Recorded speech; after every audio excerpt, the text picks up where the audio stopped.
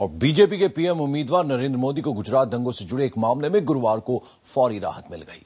अहमदाबाद की metropolitan court ने Gulberg society से जुड़ी एसआईटी की वो रिपोर्ट मंजूर कर ली जिसमें मोदी को क्लीन चिट दी गई है। रिपोर्ट पर मोहर लगाते हुए कोर्ट ने कहा कि मोदी के खिलाफ कोई सबूत नहीं है। कोर्ट के फैसले पर आज मोदी मीडिया के सामने अपनी राय रखेंगे।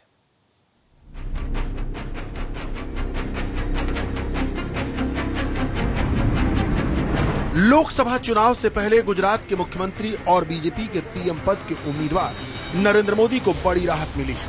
2002 के गुजरात दंगों के दौरान हुए गुलबर्ग सोसाइटी हत्याकांड में उन्हें क्लीन चिट देने वाली एसआईटी रिपोर्ट पर अहमदाबाद मेट्रोपॉलिटन कोर्ट ने गुरुवार को मुहर लगाई। इस रिपोर्ट में कहा गया है कि दंगे में मोदी के शामिल होने का कोई सबूत नहीं।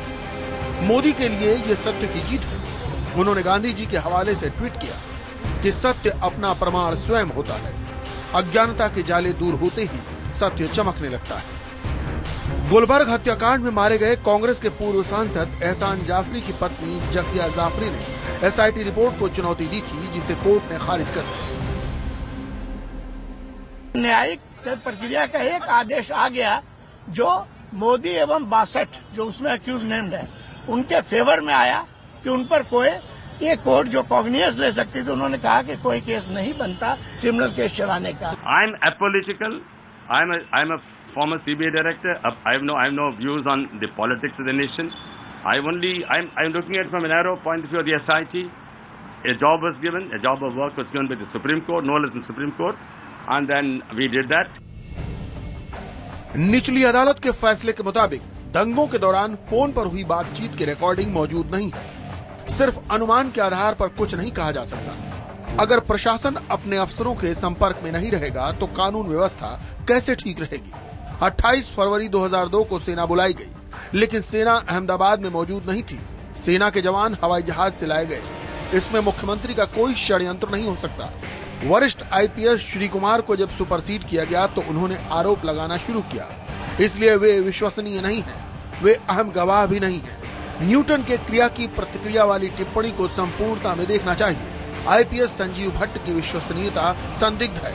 एसआईटी ने साबित किया है कि वे 27 फरवरी की बैठक में मौजूद नहीं थे। ऐसा कोई प्रमाण नहीं कि मोदी ने पुलिस को धीमे चलने को कहा, लेकिन ऐसा नहीं है कि मोदी को पूरी तरह राहत मिल गई है। अभी से फौरी राहत ही कहा जा सकता है। दंगों के दौरान गुलबर्ग सोसाइटी में पूर्व कांग्रेसी सांसद एहसान जाफरी समेत 68 लोगों की जान गई थी। जकिया जाफरी का आरोप है कि इस हत्याकांड में नरेंद्र मोदी समेत कई पुलिस अफसर, नौकरशाह और नेता शामिल थे। जकिया के मुताबिक मोदी पर केस चलाने के लिए पर्याप्त सबूत मौजूद है और वे ऊपरी अदालत का दरवाजा खटखटाएंगे। वो मैं हिम्मत नहीं हारूंगी। अभी के जो फैसले से हिम्मत हारूंगी भी नहीं और हिम्मत हारी नहीं हूँ क्या। और अब मैं वो आगे अपनी लड़ाई लड़ती रहूंगी क्या, जब तक खुदा मेरे को हिम्मत देगा, जब तक जान में जान है। उधर आईपीएस संजीव भट्ट ने भी कहा है कि मामले में इंसाफ नहीं हुआ है। जो 2002 के दंगा पीड़ित थे, जो उनके फैमिलीज हैं, उनके साथ न्याय नहीं हुआ और सच बाहर नहीं आ पाया है।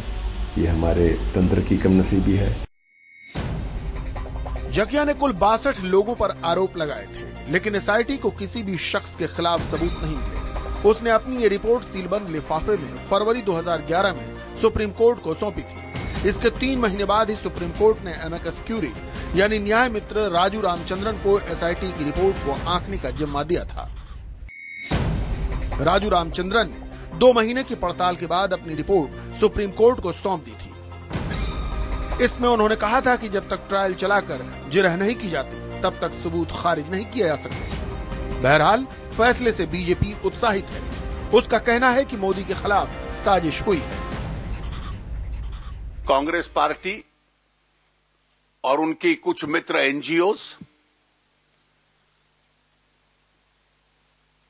वो ये जानती थी कि नरेंद्र मोदी के साथ गुजरात में राजनीतिक लड़ाई नहीं लड़ी जा सकती, इसलिए सीबीआई के माध्यम से, न्याय प्रक्रिया के माध्यम से, प्रचार के माध्यम से लड़ाई लड़ ली जाए। अदालत का ये फैसला जाकिया जाफरी के लिए एक बड़ा झटका जरूर हो सकता है, लेकिन ये फैसला प्रधानमंत्री के उम्मीदवार नरेंद्र मोदी के लिए भी कोई बड़ी राहत नहीं लेकर आया है।